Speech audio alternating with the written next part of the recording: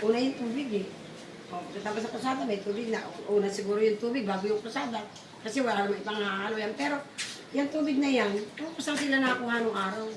Kasi nung tumira kami dito, hinahakot lang. Ganon yung bahay nga namin, nagbukas sa tubig na galing sa akin. Ako ulan, may mga subtek tapat ng bahay namin. Yan. Mga row house. Yung row house dyan. Tapos, doon kami nakuha ng tubig na pang-buhos, semento, pandilig, gano'n. Pero ulan. Tapos, rasyon lang kabawat bahay. Dalilan pa kami. Tapos, mga isang taon mahigit. Nagkaroon na ng... Pero yung mga linya niya, nakabang na. Tapos nagkaroon na, nagbukas na ng tangke. Isang taon din yun. Na pinatakbo ng walang bayad. Pero, nangingi sila ng, matatandaan ko nun eh, nangingi sila ng 1,050 kabawat ng owners. Para yung mababi yung kanilang ano yun.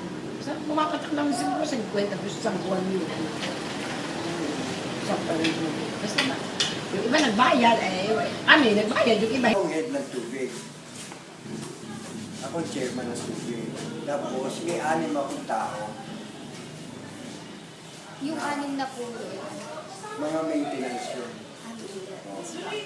Yung mga sira dito, may install na bagong metro, sila nagkakabit. Inuutos ko lang sa kanila. Pero ako na po electric ako ng homeowner. Tapos, naging chairman ako ng TV. Pero currently, director pa rin po kayo ng Oo. TVI. TV. Katarungan ng homeowners dito. Yun ang nagpapatakbo na rito. Hindi na po isang Hindi na. So, lahat po ng homeowners, yung nagbabayad ng May cashier dito.